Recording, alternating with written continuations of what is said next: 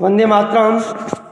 आज अपन कक्षा 10 में सामाजिक विज्ञान के अंतर्गत वन और वन्य जीव संरक्षण के बारे में विस्तार से समझेंगे। जैसा कि आप जानते हैं कि हमारे देश में कई प्रकार की वनस्पति और वन्य जीव जंतु पाए जाते हैं।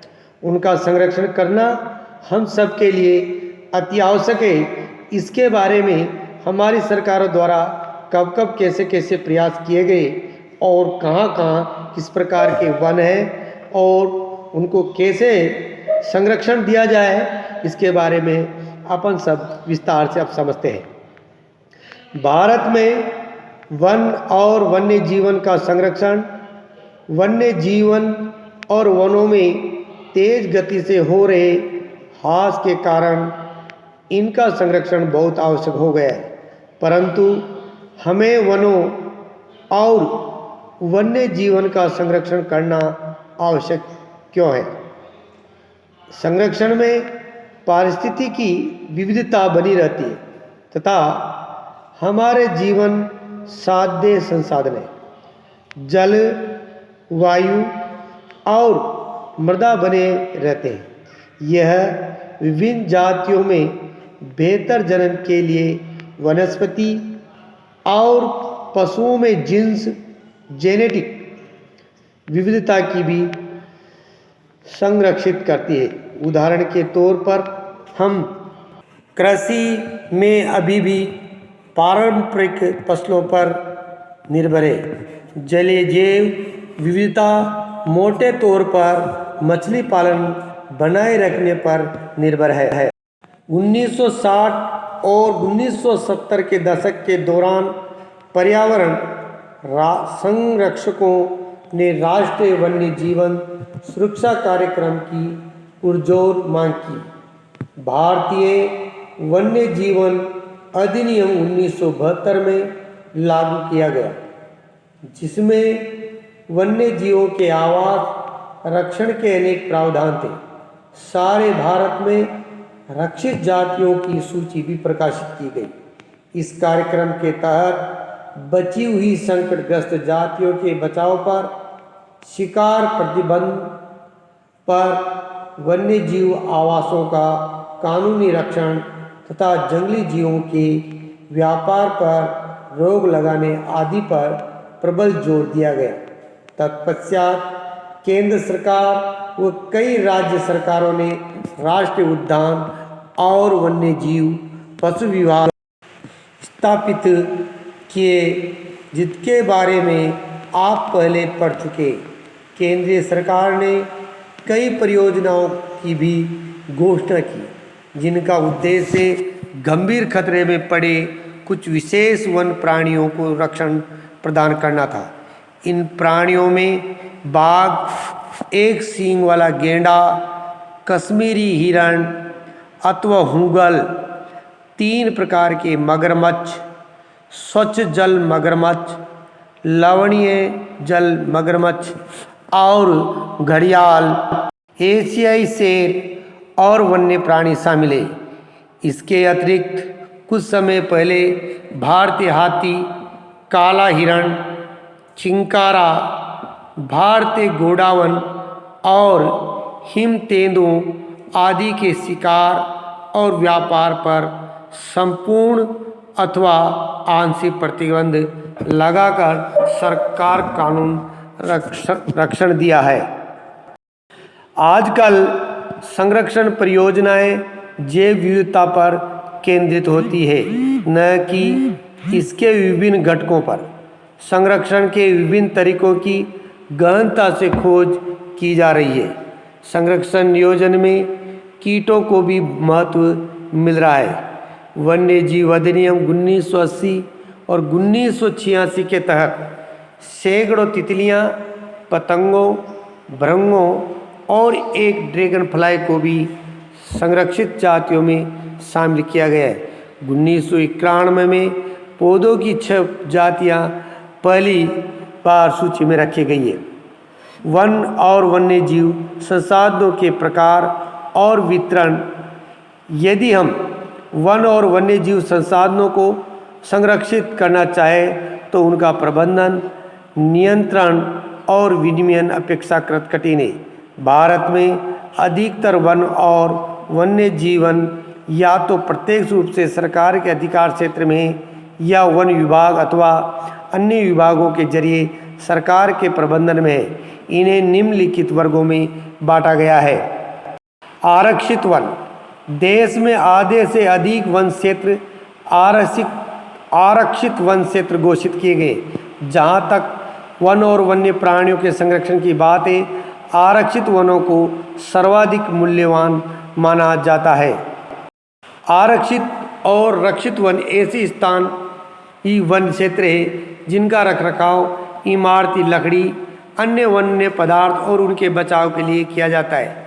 मध्य प्रदेश में स्थायी वनों के अंतर्गत सर्वाधिक क्षेत्र है, जो कि प्रदेश के कुल वन क्षेत्र का भी 75% है।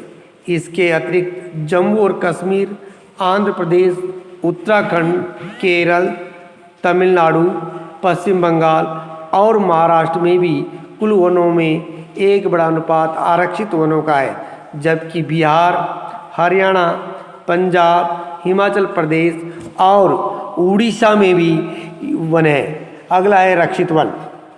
वन विभाग के अनुसार देश के कुल वन क्षेत्र का 1/3 हिस्सा रक्षित है।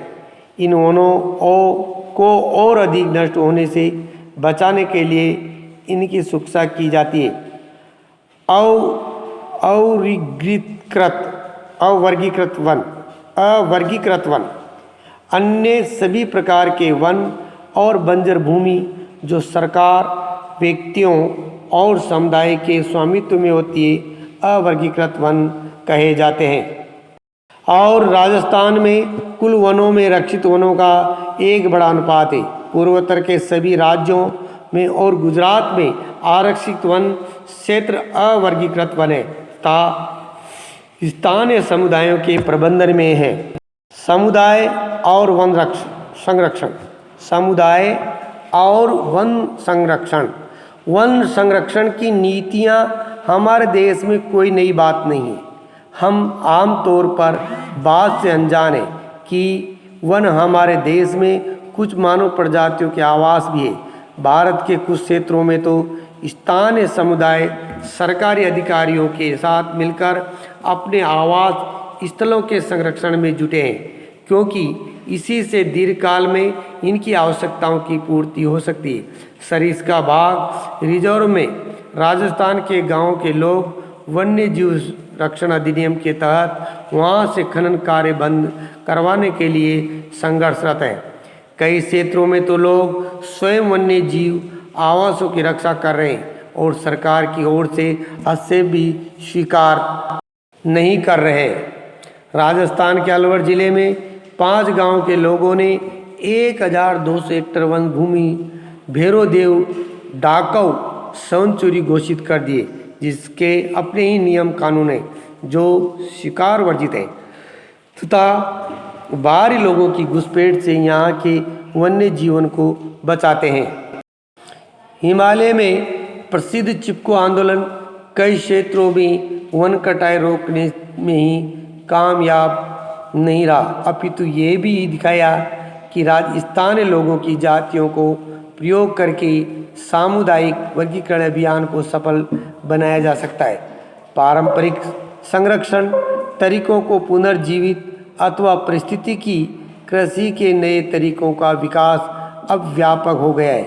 टिहरी में किसानों का बीज बचाओ आंदोलन व नवदाने ने दिखाया दिया है कि रासायनिक उर्वरकों के प्रयोग के बिना भी विविध फसल उत्पादन द्वारा आर्थिक रूप से व्यवहार कृषि उत्पादन संभव है।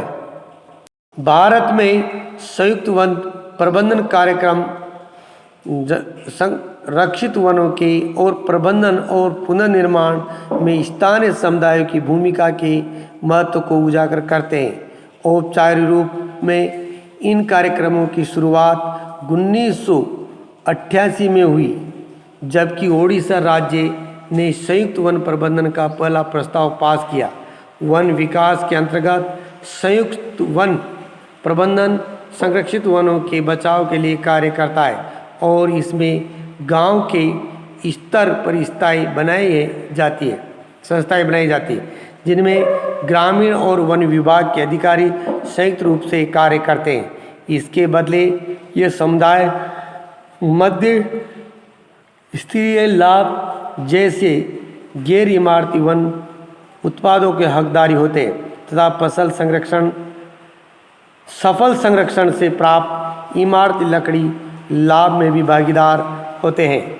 भारत में पर्यावरण के विनाश और पुनर्निर्माण की क्रियाशीलताओं से सीख मिलती है कि स्थानीय समुदायों को हर जगह प्राकृतिक संसाधन प्रबंधन में शामिल करना चाहिए, परंतु स्थानीय समुदायों को फैसले लेने की प्रक्रिया में मुख्य भूमिका में आने में अभी देर है।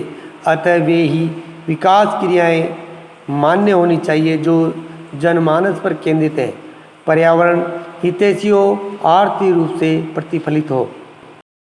आगे अपन इस पाठ के अभ्यास प्रश्नों के बारे में अभ्यास करेंगे।